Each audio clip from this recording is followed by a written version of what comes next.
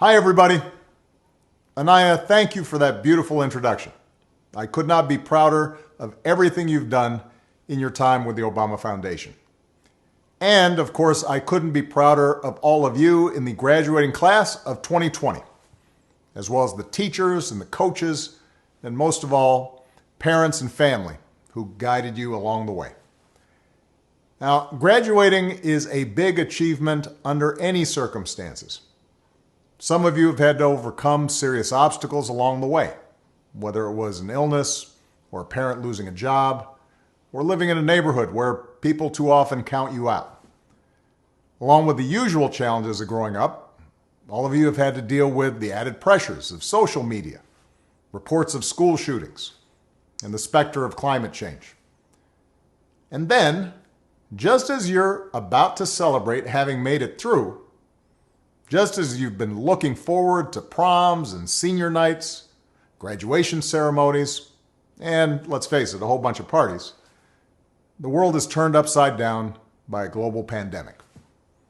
And as much as I'm sure you love your parents, I'll bet that being stuck at home with them and playing board games or watching Tiger King on TV is not exactly how you envisioned the last few months of your senior year. Now, I'll be honest with you. The disappointments of missing a live graduation, those will pass pretty quick. I don't remember much of my own high school graduation. I know that not having to sit there and listen to a commencement speaker isn't all that bad. Mine usually go on way too long. Also, not that many people look great in those caps, especially if you have big ears like me. And you'll have plenty of time to catch up with your friends once the immediate public health crisis is over. But what remains true is that your graduation marks your passage into adulthood, the time when you begin to take charge of your own life.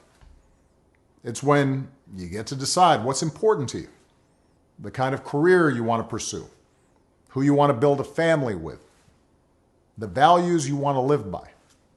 And given the current state of the world, that may be kind of scary. If you'd planned on going away for college, getting dropped off at campus in the fall, that's no longer a given.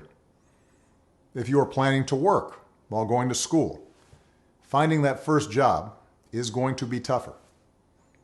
Even families that are relatively well off are dealing with massive uncertainty. Those who were struggling before, they're hanging on by a thread. All of which means that you're going to have to grow up faster than some generations. This pandemic has shaken up the status quo and laid bare a lot of our country's deep-seated problems, from massive economic inequality to ongoing racial disparities to a lack of basic health care for people who need it. It's woken a lot of young people up to the fact that the old ways of doing things just don't work. That it doesn't matter how much money you make if everyone around you is hungry and sick, and that our society and our democracy only work when we think not just about ourselves, but about each other. It's also pulled the curtain back on another hard truth, something that we all have to eventually accept once our childhood comes to an end. You know, all those adults that you used to think were in charge and knew what they were doing, turns out they don't have all the answers. A lot of them aren't even asking the right questions. So if the world's going to get better, it's going to be up to you. That realization may be kind of intimidating, but I hope it's also inspiring. With all the challenges this country faces right now, nobody can tell you, no, you're too young to understand, or this is how it's always been done.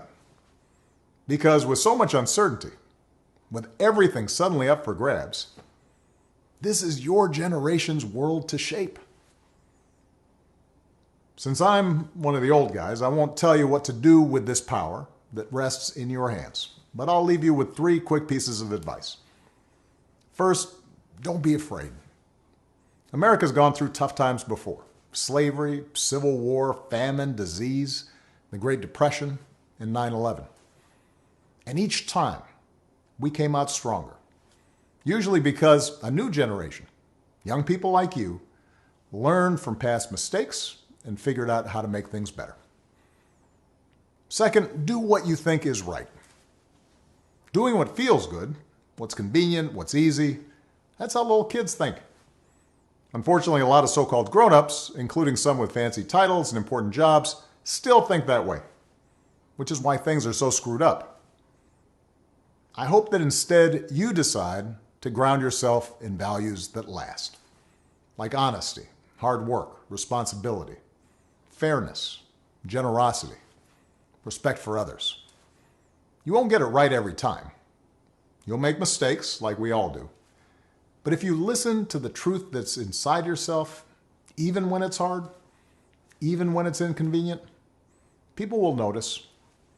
They'll gravitate towards you. And you'll be part of the solution instead of part of the problem. And finally, build a community. No one does big things by themselves. Right now, when people are scared, it's easy to be cynical and say, let me just look out for myself, or my family, or people who look or think or pray like me.